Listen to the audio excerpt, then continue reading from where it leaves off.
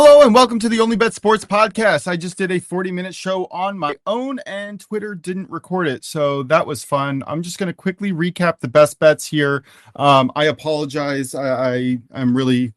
I just did a whole show for an hour. None of it counted. But yeah, let's just get into it. I have PrinceOfPicks picks right here. We're going to start in the NBA. He has, the Washington Wizards money line plus 190. Chicago needs to lose 3 out of 4 to guarantee the 9th worst record to have a 4.5% chance for the number 1 pick. They can afford a loss here. And on the other side, the Wizards can win 3 of the next 4 and still lock up the bottom 3. 14% shared odds of the 1% pick. So their assumption is to compete at home in the next 3 games, just tank the final game against Cleveland on the road, which is a game they're unlikely to win anyway. At plus 190, the Wizards are a solid underdog spot. UEFA Champions League. I apologize, Prince and I couldn't get it together. I'm on vacation, so another reason why this is a little frustrating. But Real Madrid, Bayern Munich, Real Madrid, draw no bet, plus 105. Madrid have won 5 of their last 6 home games in the Champions League. Bayern might be better all overall, but Real Madrid have that special little aura when it comes to playing in the Champions League. This is a value play at plus odds for a home team with push insurance on the draw. Bayern Munich, we've talked about this a lot. They can just wait to get home and then play their hearts out there. So no reason to push it on the road against Real Madrid, who are dangerous on their own sum. In the Arsenal Sporting Lisbon game, we have Arsenal double chance parlay with the under 3.5 goals at minus 140. Arsenal just had an embarrassing FA Cup loss that didn't really matter that much to him, but they did lose to the second division Southampton. So not exactly a spot where they want to be like, this is us now. They're going to want to show up in the big leagues here against Sporting Lisbon, who are on the road. They are very unlikely to break Arsenal's defensive lines here. Arsenal is one of the best defenses in the league. They know how to play compact. They understand how to slow the ball down at home. I do expect them to score if they want, but very, very unlikely that Arsenal has a defeat at home in a lower scoring game. Hold on. Sorry, I'm going to get Drew on the line here. We're just going to wait for him to come in. I have a 4-leg parlay here. So that's just going to be my play for here. Hold on. I have a 4-leg UEFA Champions League parlay, 1 leg in each game. Give me each of these following teams to score at least 1 goal. Arsenal, PSG, and Barcelona, all pretty heavy favorites, should at least score at least 1 goal in their games. And then I rank both Real Madrid and Bayern Munich to both score. And you can get those odds at minus 118. I think that there's really good value here. All we have to do is root for goals. I think this is an excellent spot. I really do. I'm going to be watching and looking forward to these games. If you guys aren't involved already in the Champions League, this is the highest form of calling outside of maybe the World Cup, where instead of nations going up against each other, you have all the private clubs of Europe going up against each other. And it's really just an absolute blast. Prince and I have broken down almost all the games for this entire series this year. So now we're getting into the, the final few games, and it's going to be getting hairy. And I think that the electricity when you're watching these games is going to be off the charts. I cannot wait to see what these teams bring. Very interested to see next week when they finish the second leg, when they go back and travel to the other, they have 1 leg playing at home each side. So that's something to look out for. In the NHL, I am taking 2 heavy favorites, Colorado Avalanche and the Carolina Hurricanes. Moneyline parlay them together at plus 154. Their underlying metrics are fantastic. The Boston Bruins, who are playing Carolina, they're decent. They have a decent offensive attack. They create a lot of high danger shots, but when they don't have those danger shots and they are playing Carolina, who prevents is the league leading in preventing high dangerous opportunities from the opposing teams. They tend to sputter. So I do like that side, and the Colorado Avalanche should have absolutely no problem on their side. Looking up the games, we're waiting for Drew to come in to talk about baseball. Sorry, my bad. Colorado. Oh yeah, no, Colorado Avalanche is playing the St. Louis Blues, who have been all right, but again, if you're looking at the underlying metrics, Colorado blows them out. Pretty much every single known metric, shot suppression, high dangerous opportunities, their goalie, everything sneaks into that, better than category, even if the Blues have been sneaky this year. So yeah, give me the 2 money line favorites. I was watching the Early Edge this morning. If you guys haven't watched that, it's from Early Edge's CBS Sports' podcast on YouTube, hosted by Sia Najad, who is a personal mentor of mine, someone that you should definitely be following. His picks are also phenomenal. I do try to model him as much as possible, even if he is a lot more cautious of a better than I am. Look out for his show. Also, the Early Wedge, Tuesday nights at 7 p.m. Eastern, where he breaks down golf every single week in the PGA. His first round leaders are off the charts. I think he cashed 3 of the first 4 weeks, if I'm not mistaken, at all plus, crazy odds, multiple thousands. So definitely someone to look at. And we got the Masters this weekend, which is going to be a phenomenal experience as well. So if you are into golf, or even if you're not into golf, the first major of the year, there's 4 majors, is going to be a really special opportunity for you to kind of get involved and understand how hard golf is in general and how special some of these players are. But let's move into the MLB. I am going to give out my plays first. We're going to go with a first 3 under here. We did have success. We have had a lot of success lately. I don't mind if you break these games up individually, but you are going to have to get the plus money at under 1.5, or you're going to have to get the minus 190, minus 200 over under at 2.5. So what I did, I combined 3 games that I really liked here: Brewers, Red Sox, Royals, Guardians, Phillies, Giants. I'm going to take the expanded under 3.5 runs in the first 3 innings at plus 100.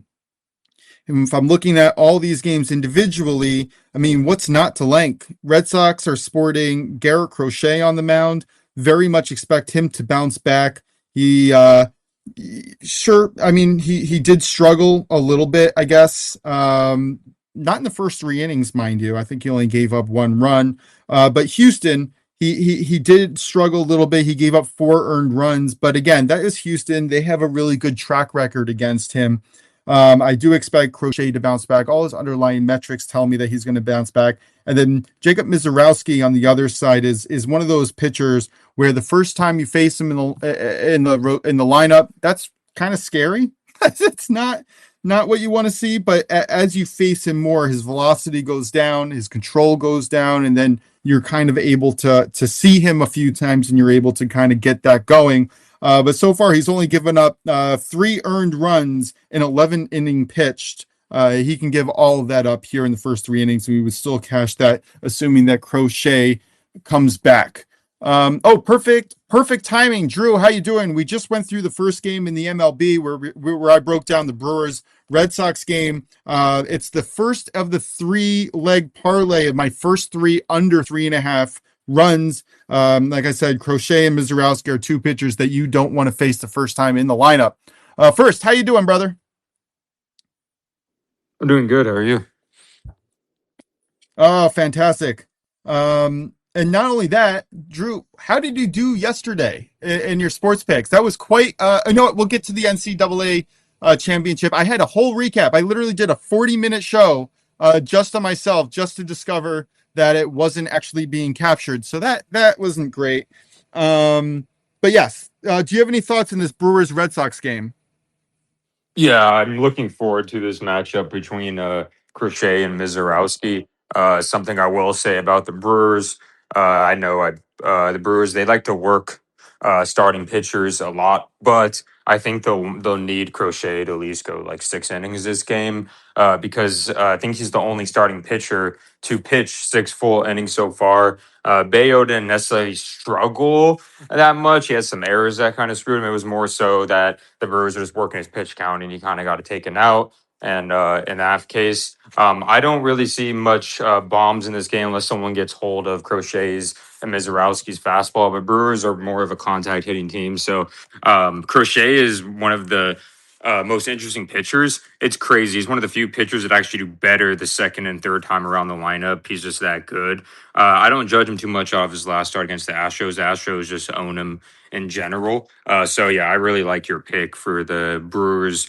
And it was like the under 3.5 runs for the first five, right? First three, and First three, it's yeah. a part of a parlay that I'm putting together with the Royals Guardians next. This is a first three that I hit yesterday.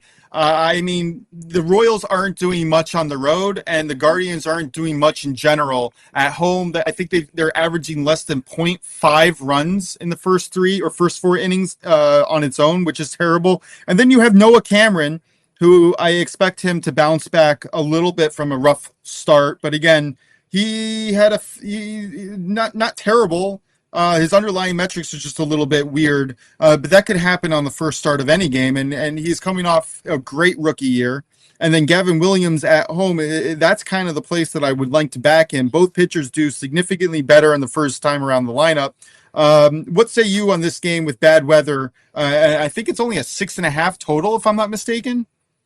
Yeah, because it's freezing temperatures. This game was actually due to be at night, but they had to move it up. So instead of it being in the mid 20s, it's going to be like 30, 31 degrees. So basically freezing temperature.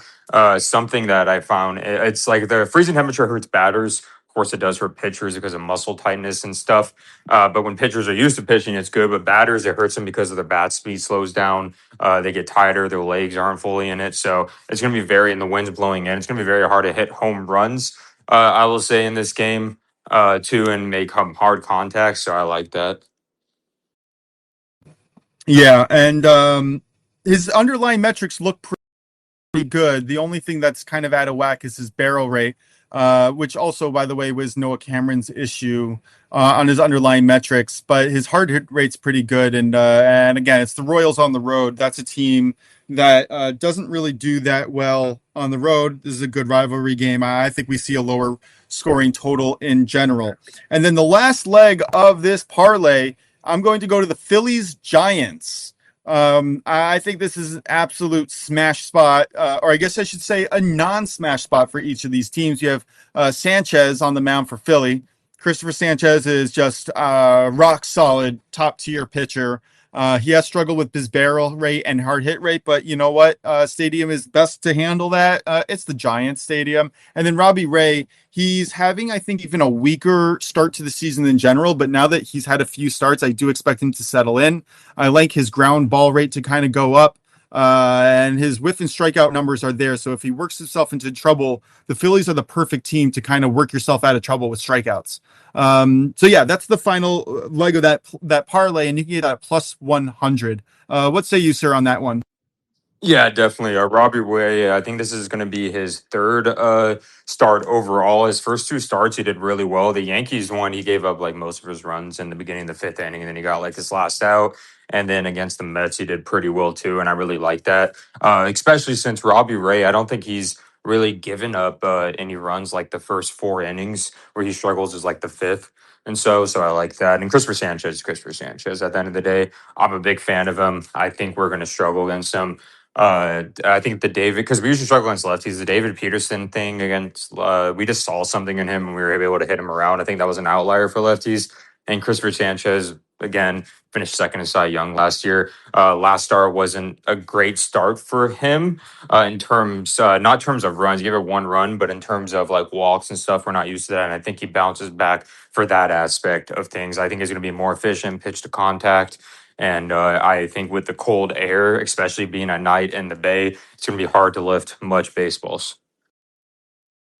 Yeah, it's definitely going to help him, and the negative traits that we've seen from him so far should definitely be helped by the environment there. And then I have a first five money line win only play on the Yankees. You just mentioned the Yankees, but Cam Schlittler is on the mound facing Aaron Saval, who's an offseason pickup to the A's, I believe. But Cam Schlittler is proving to be maybe one of the best young aces in the entire league. I'm shocked that he was able to start his season out this well, but there's no reason to think that it's not going to continue. He has yet to give up a run in the season, which does scare me a little bit, but the Athletics aren't exactly an experienced veteran team. They usually rely on just a few all-stars to kind of get their offense done. I mean, listen, Schlittler's underlying metrics read like an elite pitcher. 4.3% barrel rate, 26.1% hard hit rate, and over 30% whiff rate, and almost 40% strikeout rate. I don't think that this is sustainable. If he does, he will be crowned the next best pitcher right under Skubal and Skeens. I mean, what are you going to say to him? And then, again, the Athletics are very exploitable on offense. And then the other side, Aaron Saval isn't doing nothing against the Yankees. Saval's whole problem is he can't strike out people. He has a low walk rate because people get to him before he's able to walk them. Sure, his barrel rate's at 6.3%, which is pretty good, but his hard hit rate is 50%. I think that the Yankees should absolutely demolish him. I love the first 5 money line win only, even if the price is juiced at minus 143. What are your thoughts on this game, man? Oh, I love it. Absolutely. I was looking at Cam Schlittler's. I was looking at Cam Schlittler's outs. It's a little too high for me this game because he's still on a 75 to 80 pitch mark. So I like the targeting of Savali here. At the end of the day, if you look historically, the Yankees against Savali, right? They have about, I think, 5 players in their lineup that at least have a home run against them. The whole team, right? If you look at Paul Goldschmidt, absolutely owns them. And then I think we'll expect him to play today. But the whole, the people that we may expect in the lineup today have like a 1.095 OPS against them. So I expect him to get rocked. Yeah, this could be a really ugly game and a really ugly game early. I don't mind going up to the full game if you want to do that. I think I saw Matty Ice put out a play. Schlittler 4+ strikeouts and the Yankees -1. I think that juice was decently reasonable. I just went for it. I don't think that they have a chance, even if Schlittler has a bad day, which he should still get 4 strikeouts or 5 strikeouts. I think that's a really good parlay piece. Yeah, he will, regardless of his I pitch just count don't he see. has. Yeah, he is really a young phenom. All right, let me get to my last single baseball play here. I mentioned him earlier. I like Tariq Skubal. What can I say? It's Tariq Skubal, and he's facing the Minnesota Twins. This is where pitchers like Skubal show that they are the elite of the elite. Nobody on the Twins side is really scaring me in terms of hitting. You have Byron Buxton, who has a decent hard hit rate, Royce Lewis, but in terms of their expected batting averages, the only person who's really getting decent contact consistently is Carantini. Nobody else scares me. And on the Detroit side, you have multiple people who are hitting the crap out of the ball. Colt Keith, Dylan Dingler also applied for a home run. Put him out yesterday, didn't play, so that wasn't a real thing, but he's fantastic. Kerry Carpenter, you have Torkelson, you have so many, Riley Green, you have so many good talents on offense that they are rightfully, I think, favored as one of the top teams in baseball now, which is not something that you would have said historically, or at least in the last 10 years. Skubal's underlying metrics aren't where they should be. But again, you're facing a Twins team that is severely under talented, I guess is what I would say. And I think this is one of those games where Tariq Skubal could go 18, 19, 20 outs, strike out 7 or 8 or 9, have one of those, and Cy Young type games where we're like, oh yeah, do you remember Tariq Skubal? He's one of the best pitchers in baseball. And then on the other side, Taj Bradley is not someone that I'm going to hang my hat on. Sure, could he do well? I mean, sure, he's looked pretty good so far, but remember, this is Taj Bradley. If he has one little weird tweak on his throw, it's game over for him. The Tigers are definitely good enough to jump on him. He has only given up one run this season so far in 10.1 innings. He just went 6 innings, 0 earned runs against Kansas City in Kansas City, which is no small feat. But to follow that up with the metrics and stats that he has shown, I'll just mention one underlying metric that causes me concern, or I guess I should say two. He has a 51.9% hard hit rate, and opponents' expected batting average is 249. Those are not a recipe for continued success, and I think that he struggles here. I got the Tigers' first 5 money line at -110. Again, win only. So if they end in a tie, we lose. But I think that the price was really good, and this value on betting on Tariq Skubal, I mean, this is a no-brainer. How do you see this game? Oh, I love it. Absolutely. Skubal, I know his underlying metrics for strikeouts will not be great, but he's been absolutely dominant. I think he's given up 1 run, and that was the Corbin Carroll one. His whip is like sub .7. I think he's going to absolutely dominate. If people forget, I remember that Sunday Night Baseball game last year against the Twins. He had like 13 Ks. The next time he faced the Twins, he only had 3 Ks, and the Twins took a different approach. He still went 7 innings and gave up like a few runs. Where like Scooble, you have to take an approach. You can either sit on pitches and you get striked out, you can maybe get a run, or do what the Diamondbacks did and just try to hit for contact, and you only get 3 strikeouts out of him and only like 1 run. So it's interesting to see what approach the Twins are going to take with him. That's where I'm scared to take his strikeouts, but I like the idea of the Twins, who Scooble owns. I think they only have like a sub 600 OPS against them, like with their lineup. And I don't see them doing much against Scooble. I can see Scooble. I was too scared to take his outs because I know sometimes they do pull them, especially in cold weather after 6. But I think he at least goes 6 innings. Yeah, I think it's really solid spot for him.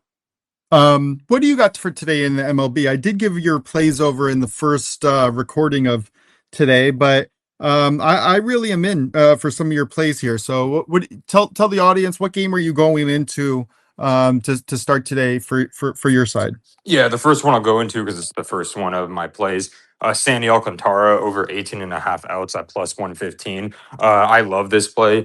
Sandy, his first game, he pitched 7 innings, only 73 pitches. He wasn't too happy. They got taken out. The second game, complete game shutout. We're seeing the new Sandy. Also, the Marlins are just a believer in general of letting the pitchers go far. And I always say this with Sandy is that I'm not saying they are going to, trade him, but I think something when you think you might trade someone, you don't mind overworking them necessarily a little bit. Like you may worry that they get injured, but I think teams will take him regardless. But Sandy's stamina is absolutely ridiculous. He's the old Sandy that we've seen. He's pitched to contact, like we see him make his strikeouts. And the Reds' offense has not been impressive to me. Their pitching has been saving them and masking their offense. So I don't see any way. It's kind of suspicious that 18 halves +115. I think they're thinking that after complete game shutout, him pitching a Maddox with under 100 pitches, he may regress. I don't think so. I think we see Sandy like Jansen Junk yesterday went 7.1 innings. And I think that Sandy could go at least 1 out in the 7th inning.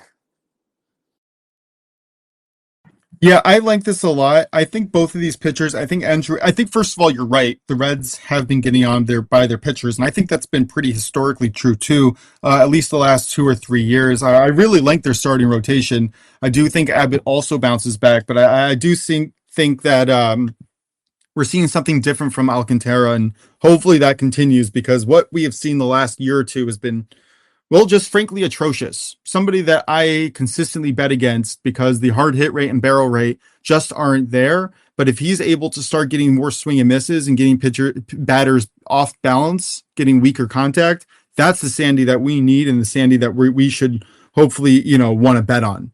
Yeah, because his sinker is what do you working think again. about? Yeah, it's a huge difference maker in terms of getting getting batters off kilter. It really is just it's night and day watching him. And again, the Reds are not that impressive. They're just not. No, They're their not that offense has been impressive. atrocious. Doing well. They're not doing well. And if Sandy's able to get more strikeouts from his 28.3 whiff rate, which is fantastic. The strikeout rate's only 21.4%. If he can boost that up a little bit, that will complete his profile as really going back to being an elite type pitcher. And the Reds are exactly the team that you want to face to kind of boost your stats and metrics in that category specifically. What do you think, though? This was a first three under candidate for me, but I think I'm going to take the no run first inning despite it being juiced to minus 141. I think I want to make that an official play. It might be a half a unit play. What do you think about that? For the Marlins game. Yeah, Yeah, definitely. I neither like that team a is lot. that special. Yeah. Yeah, it is Something I juiced, but minus 141. Yeah, that's not bad at all. Sorry, go on.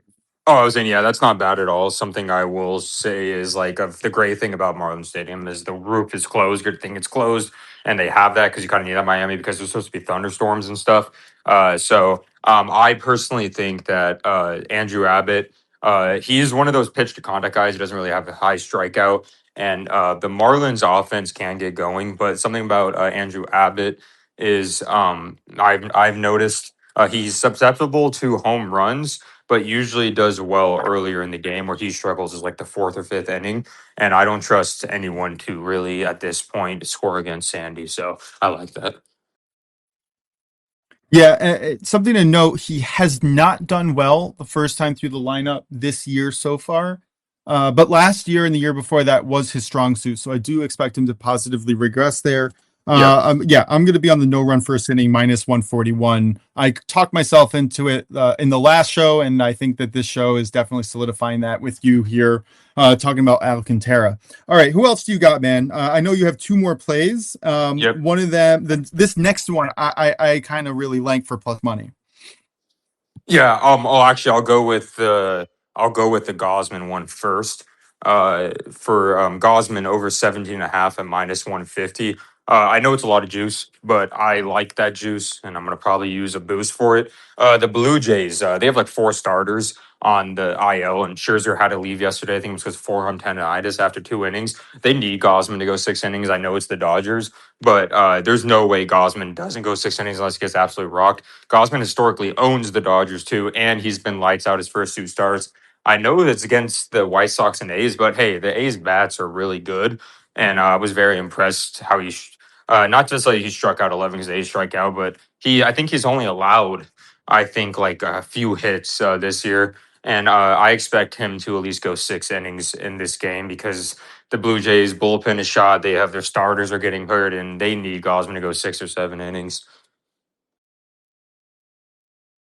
So they're facing Yamamoto and the Dodgers. Would a first five under 4.5, even juiced at minus 140, also be an acceptable pivot? Yes, I would definitely say that. Like I said, Gosman, I think, is one of the best pitchers in the AL, and I think he's going to slowly get respect. We saw he's carrying over from the postseason because people, I think sometimes that we don't realize how good he did in the postseason, especially against the Dodgers and like the Yankees and stuff. Like he was amazing. Okay. Yeah, I saw what you saw, and I definitely agree. His metrics are definitely there. If you're looking at everything but his barrel rate, which is slightly concerning against a team like the Dodgers, but again, the Dodgers are the Dodgers, and you're going to have to overlook something. His strikeout and whiff rate is incredible. 35% whiff rate, 52.5% strikeout rate. His hard hit rate's down. Opponents' expected batting average is down. I don't know if he's given up a walk yet. Is that right? No, nope. He I'm has seeing a yeah. zero His point zero. his strikeout to walk ratio is insane.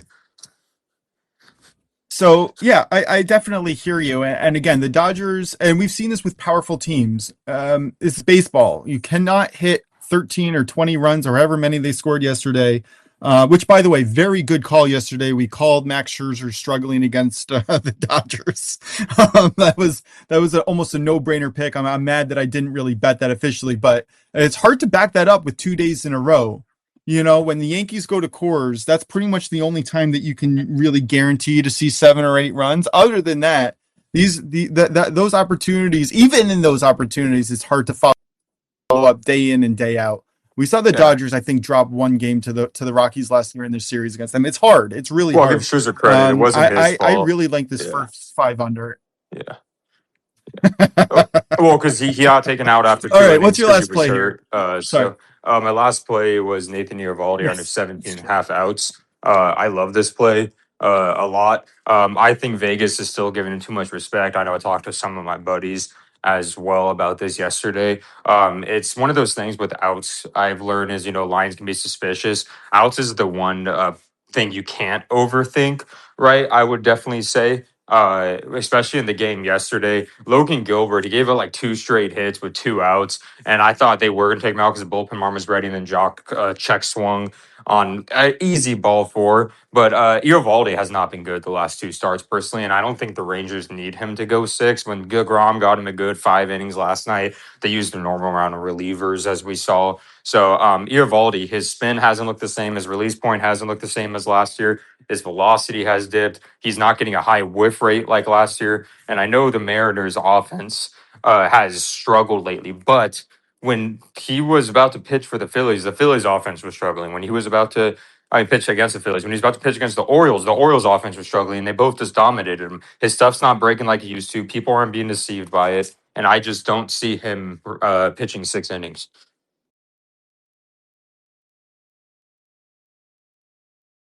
Yeah, I'm inclined to agree with you. I think at plus money, this is a really high outs total. Rangers typically do have a pretty solid bullpen that they like to rely on.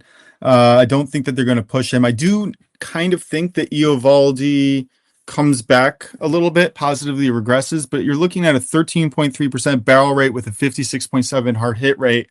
Those numbers aren't acceptable at the big league level. So if he can't pull that down and pull that down quickly, he's going to be in trouble. The one thing going for him here is the whiff to strikeout rate against the Mariners, who are very prone to striking out. So again, I can see him doing well, but the out total for this price is definitely a really solid value play for me.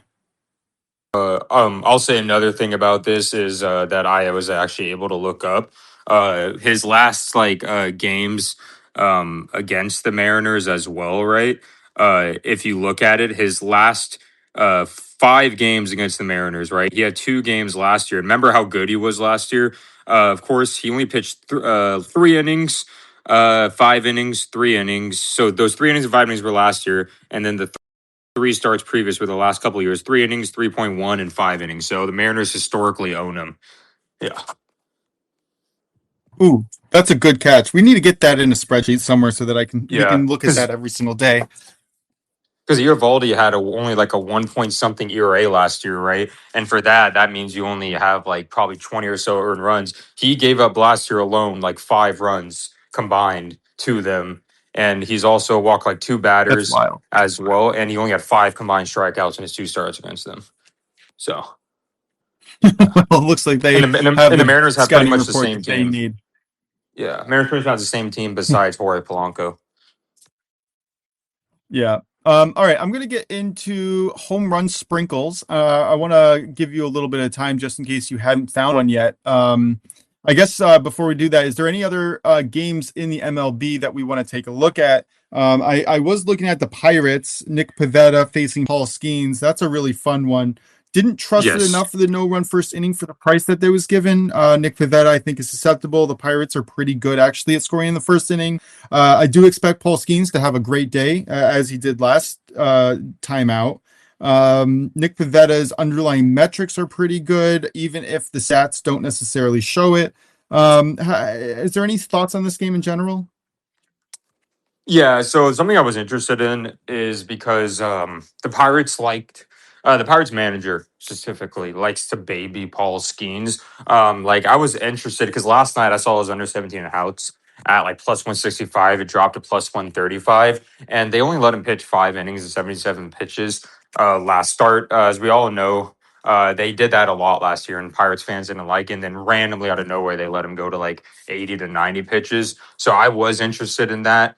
Something I'm going to monitor with him is how the Pirates are going to treat him in certain innings. If I see him dominate like the first 2 innings and I see that thing go to 18 and a half outs, I am betting his under live because I don't think I've seen them besides like one time let him even touch the 7th inning. So that's a good live out opportunity for him because Vegas does not adjust to that.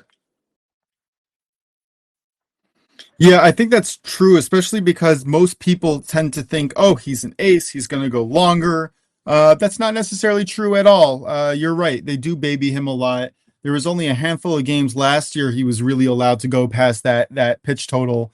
Um, yeah, yeah, and he's also really not striking people out as quickly this year. I think people are starting to get more tape, and maybe he's playing with his arm a little bit, and it's maybe affecting how many pitches it takes him to get through batters. Now he's still an elite pitcher. I think he's one of the best, if not the best, talent in the entire major leagues. But his pitch count is getting up there and getting out there early, so there's something to keep an eye out. And I think that a live under is really sharp. All right, let's get into home run territory. Yesterday, big shout out to myself. We do have to do a recap. I guess I'll do that after. But James Wood, 3 run game tying home run. I think I got that at plus 480 yesterday. That was a nice cash, man. I was really happy. I was watching that game. He came up. I was like, all right, this is it. He hit the homer. I went wild. My family had no idea what was flying in the other room. It was a really fun cash. Today, I do have a slight lean. If the weather was nicer, I would have played this, but you have like 12 miles per hour wind blowing in. But Jordan Walker at plus 825, that would have been really nice play. He has a 75% hard hit rate. He's facing Cade Cavalli, who is very home run prone. But again, weather is not nice. So I pivoted. I saw a boost on FanDuel that I was interested in. I generally don't like to bet home runs under plus 400, but with the boost, I was able to get it close. Yordan Alvarez is visiting Coors Field and facing Kyle Freeland. And if Kyle Freeland is known for anything, it's giving up that home run. He uses his fastball way too much. Yordan Alvarez should absolutely crush it. I see an estimated weighted on base percentage at 0.407, which is excellent. Anything near or around 400 is absolutely phenomenal. Usually I think batters are closer to the 200, 300 mark. He is an absolute smash spot. He's in course. Like I said, the high elevation carries the ball out. And the wind is blowing 8 miles per hour out anyway. I love this place so much. Plus 307. That was a price that I was willing to pay. Sorry, plus 310. That was the price that I was willing to pay. The hard hit percentage from Freeland is 48.3%. Jordan Alvarez is getting a 25% barrel rate with a 57.1% hard hit rate. I mean, there's not a person in the league who is more mathematically prone to hitting a home run today. Yeah, give me Jordan Alvarez all day today. Drew, how do you feel about that home run prop? You know, I could never say no to Jordan, so I like that home run prop. That's all I have to say. It's Jordan. And also, something I will mention is for left-handed hitters, it favors Coors Field a lot because it's very easy to lift it over that wall with that elevation. And it's blowing out to right field.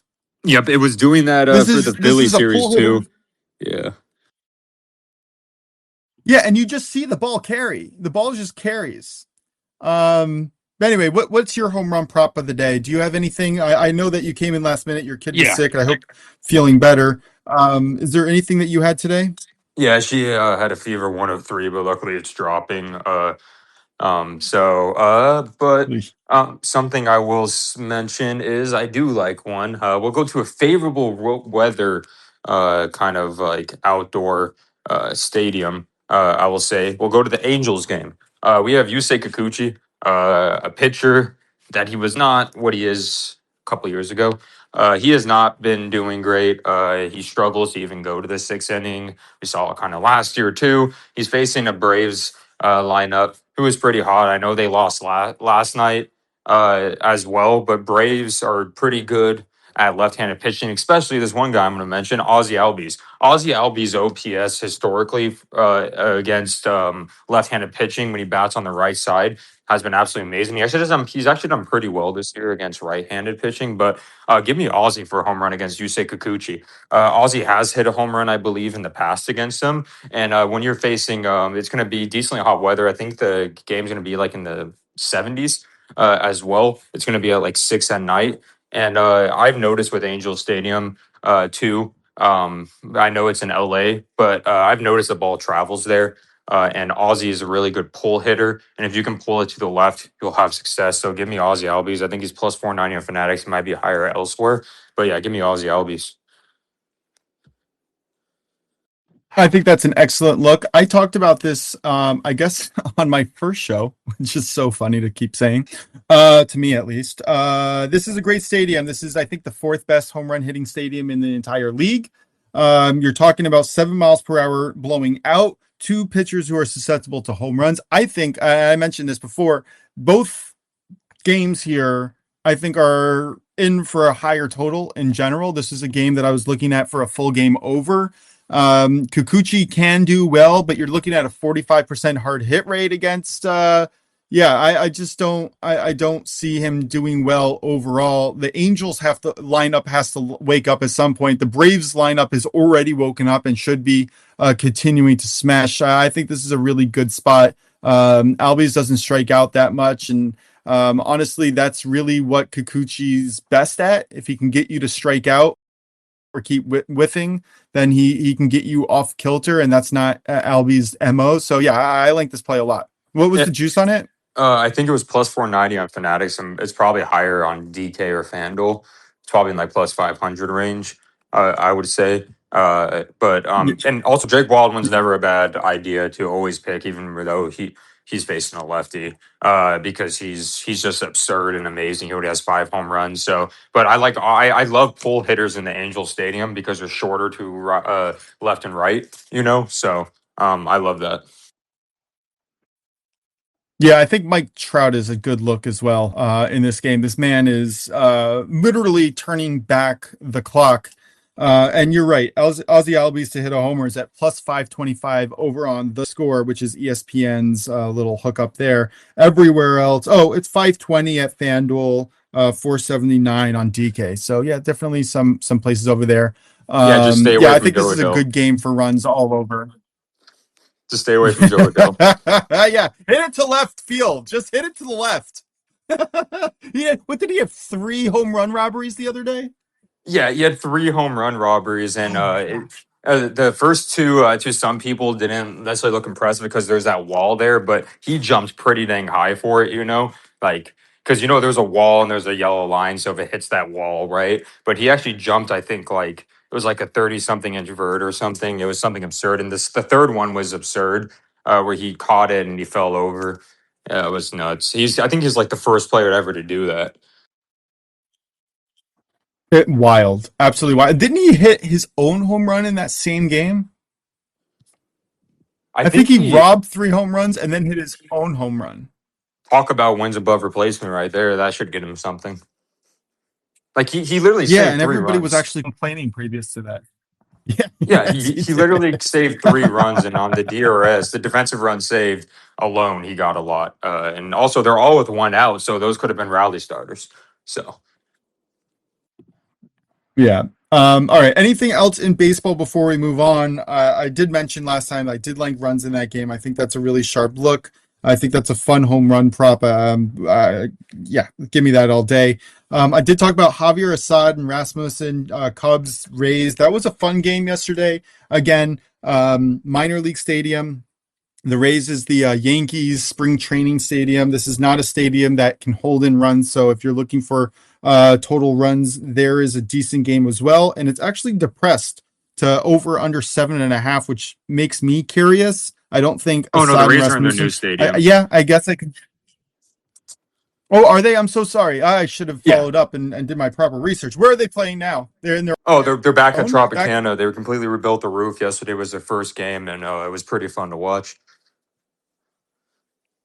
Yeah, Oh, that's awesome. No wonder why they showed out. yeah. Junior Caminero hit a freaking missile to left field.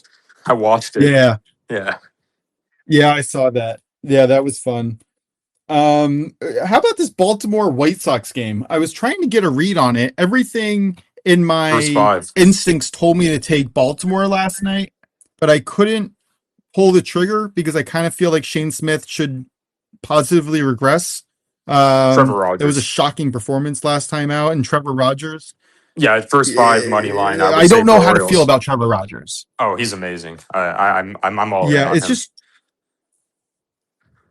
you're all in. Oh yeah. Well, I'm All not right, going to I guess I'm necessarily. in. I'm in. See Najad is on him. Oh yeah, like I'm not going to necessarily put it out as my official plays, but if I had to pick for that game, it would be first five run line for the Orioles. Because I don't think Shane Smith is a very pitch to contact type pitcher. He I know he started off great last year. People got more tape on them, but I think minus 0.05 run line for the Orioles is like plus 100. So I kind of like that. Trevor Rogers yeah, he did give up 2 runs the last game, but before that, it was 7 innings, shutout innings, and then 6 innings, only 2 earned runs. I don't see the White Sox doing much against Trevor Rogers. He's a very good pitch to contact type guy. He can get strikeouts, and it's hard to hit home runs off of him. Yeah, and the White Sox have definitely been overperforming as of late. They did lose 2-1 yesterday, but they swept the Blue Jays the last week, or I guess over the weekend. That's maybe that was to the end of their road. Again, this is a team that's expected to win between 50 and 60 games all season, so not a lot of hope for them to kind of keep going on such a hot streak. What about this Arizona New York game? You have Zach Gallen on the mound facing Freddie Peralta. I thought that this was an interesting one where maybe we saw little to no runs early and then a lot of runs late. Juan Soto obviously is injured and not going to be playing, but this Mets lineup is still elite, and Zach Gallen does seem to struggle lately with elite teams. Do you have any thoughts on this game? If maybe on outs or strikeout total or something? Yeah, Zach Gallen has looked honestly, in my opinion, really good this year, except for that one fifth inning against the Dodgers, where he was like pitching great through 4 innings and he struggled with it against the Dodgers. Who doesn't struggle against the Dodgers besides Gavin Williams, who we're going to see pitch today? And then against the Tigers, he looked very impressive, very pitch to contact there, a lot of weak contact, and he's looking like the ace that we're used to from a few years ago. So I'm before I do any outs for him. I'm going to keep trying to watch his starts. Freddie Peralta's outs kind of scare me because the Mets manager seems to have tight leashes for his pitchers if they struggle. Last time I remember Freddie Peralta got pissed when he got taken out with, I think it was only like 70 something pitches. So I'm scared to bet his 16 and a half for that reason because the Diamondbacks can hit. They can also struggle. So I'm just interested to watch that game in general and not touch it and just get more information on both these pitchers and how these managers handle these pitchers. Yeah, I agree with you. Looking at the underlying metrics on Baseball Savant, Zach Gallen scares me. Doesn't seem to be where he needs to be. I see a 14.7% barrel rate and a 47.1% hard hit rate. And I'm showing that his luck meter is really high. So I'm less sold on him, much more sold on Freddie Peralta, who has almost elite across the board underlying metrics, 3.8% barrel rate, 34.6% hard hit rate. Obviously not willing to write off Zach Gallen just yet. He has performed admirably, and he can easily switch back to, he does look to the eye better than he did maybe Yeah, last year when so he was having clear problems. something I will But I say don't you're know. smart. I'm off on So him. Oh no, something I was say about the luck meter. You're absolutely right about that. One of the reasons is because there's this guy in center field named Alec Thomas who has literally been a gazelle this year. I think he's number one defensive run saved. And then you have Corbin Carroll in right and Jordan Lawler in left. Their fielding is absolutely absurd right now with the speed they have. And something I noticed, especially against the Tigers, is it's actually better he has a higher hard hit rate because if if they hit it hard, unless it's a home run, Alec Thomas or Corbin Carroll, Jordan Lawler is going to run it down. They in order for Gallen to give up hits on that kind of thing, is they hit bloopers because you're not getting over Alec Thomas's head. He's just too fast. And so was Corbin Carroll. So that's why I believe his luck meter is probably high because their outfield has been absolutely absurd. They may have the best defensive outfield, I think, in the league. Well, that makes sense when you're playing in Arizona. I think Arizona has the second biggest outfield in the league, if not Yep, maybe one of the especially the biggest. center. So that does make sense to me. Yeah, that's very interesting. I will be interested to see how they play. And you're right, that little guy, I didn't really recall it until you mentioned it, but I was watching a game where he put out like 2 or 3 plays in like the span of a few innings, and I was like, oh gosh, that's Like really you see his cool. hat falling off It's in front always of like a amazing gazelle. watching good defense. Oh yeah, I love it, and Yeah. it's crazy to think that it's better Um, to have a higher hard hit rate. You know, Yeah, yeah, it is. So maybe that'll be Freddie Peralta's doom, but they are uh, playing in New York, so maybe some of that advantage is mitigated. Going to be an interesting game to watch for sure. I think that's definitely the right, yeah, right look on that. Anything else in the MLB before we get to your reactions to last night's championship? no, I have nothing else in MLB. I'll probably like yeah, I wasn't really interested, and of course, like the Cardinals Nationals game or necessarily like the other games like full and death when it comes to like pitching massive side what I mentioned in that aspect. So yeah. Yeah. All right. So championship happened yesterday. Michigan rightfully won. I think UConn showed people why they deserve to be in the conversation and deserve to be there. There were multiple times during the game where they could have just let the game slip out of their hands, but they didn't. They battled, they fought, but Michigan just overpowered them. I think to be frank. How did you see that game going, and what's your reactions to it? Yeah, I thought it was a really good game in general. It was neither team could really make anything. I know people were mentioning that I saw were mentioning that like, hey, UConn was missing, like certain shots and like they were missing quite a bit of threes. Like Braylon Mullins was not shooting like he normally shoots, but also Michigan was missing some bunnies too that they could. But the number one X factor why Michigan won is their presence down low. It's very hard to simulate somebody like Mara, right? I think one of my buddies mentioned that to me too. It was a great point where like they didn't really run into someone like Mara. It would have been better if they ran into a Florida on the way. And Terrace Reed, I know he missed some he airballed some like easy hook shots he normally makes, but I think that was a lot to do with the presence of Mara and Morez Johnson in the interior. They just looked stifled in the paint. They couldn't get anything going in the paint. Actually, UConn out rebounded them by a lot. I think it was like 20. They had like 10 more offensive rebounds, 7 total more rebounds in general. And it was just they couldn't capitalize on their second chance opportunities. And when they did turn the ball over, Michigan was able to score. And I just think Michigan's defense, Michigan played their worst game I've seen offensively, and they still won. That just shows how dominant of a team they were. But respect to UConn for playing great defense. Yeah, that definitely for sure. That total went under by a lot, and I think that was shocking to everyone. So we got UConn got their game plan, but they couldn't follow through on the victory on it. But they had their chances. I will say that was pretty cool to see. All right, let's do a quick recap of yesterday's plays. Sorry, I didn't do this at the beginning of the show. How did you do yesterday? I think you went 1 for 2 on your out props, right? Brian Bayo, I think he only went 10 outs. Was that right against Yeah, only Milwaukee? 10 outs. And then Logan Yeah. Gilbert, yeah, I saw that. That was rough. We talked about it earlier. That check swing got the out, and that was kind of it I thought they would take him out for his after night. But the again, that two was straight plus, hits. yeah, plus 130 though. You gotta take those lumps, and I think it was still the right call. I didn't follow up on Jock Peterson. How did he do yesterday? Yeah, he didn't hit a home run, but he was getting hard contact against Gilbert. I noticed, and Gilbert was trying to pitch around him. He could have gotten a hung with one on the last at bat. I noticed Jock was trying not to swing out that last one, but there was one where he hit like pretty dang hard to, I think it was like left field, and then it hit the warning track. So he has great power, but he was the overall Gilbert didn't have much strikeouts. The Rangers are hitting pretty well, but of course I went 2-1. The Michigan halftime full time hit, which was great instead of the end up being better Yeah. than the spread because the spread didn't hit. Yes, the spread didn't hit, even though I thought it was safe multiple times. Yeah, that was fantastic call yesterday. When you said that play on the show yesterday, I was like, oh, we got to put that in. That is just a no-brainer type of play.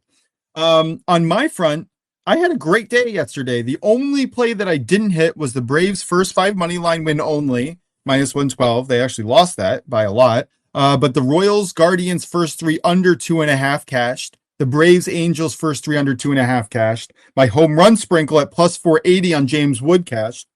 San Jose Sharks 3-way money line at +105 cashed. And then the NBA, the Spurs cashed against the Sixers -7.5 spread. So yeah, I had a great day yesterday, and definitely looking to follow it up with today's picks. Let's give a recap of our best bets for the day, and we'll get on out of here. Yeah, for sure. Something. Let me see. What was it again? Oh yeah, it was Sandy Alcantara over 18.5 outs. For +115. It was Gosman over 17.5 outs for -150, and Nathan Eovaldi under 17.5 for +120. Those are my plays. Yep, excellent looks. Looking forward to following them. Prince of Picks has the Washington Wizards as a severe underdog, +190 money line. Definitely get that in. In the UEFA Champions League, Real Madrid draw no bet, +105. And the other game today, Arsenal Sporting Lisbon. He has Arsenal double chance parlay with the under 3.5 total goals at -140. I had a different approach. I took a team total parlay, Arsenal, PSG, Barcelona, all to score 1+ goals, and then Real Madrid and Bayern Munich, both teams to score, -118 over on Caesars. In the NHL, I took the 2 favorites, Colorado Avalanche and Carolina Hurricanes, money line parlay together, +154. In the MLB, I have a no run first inning in the Reds Marlins game, -141. Juice is gross, but math supports it. Tigers first 5 money line win only, -110. Yankees first 5 money line win only, -143. And then, of course, my 3-leg first 3 under 3.5 runs, +100. Brewers, Red Sox, Royals, Guardians, Phillies, Giants. And last but not least, of course, my home run sprinkle, Yordan Alvarez at +310. Thank you guys so much for listening. Drew, do you have any last thoughts before we sign out for the day? Nope, none for me. All right. Well, thank you guys for tuning in. Find us wherever you find your podcasts, Spotify, YouTube, here on my Substack, or on Twitter at SternBets. Thank you for listening, following, and we're looking forward to having a great day. Oh, quick reminder, I will be out the next 2 days. I will see you all Friday. The show will be live. Look out for Prince of Picks 10 on Twitter. He will have the shows for you with Drew. And yeah, that'll be our week. Thank you guys, and have a wonderful day.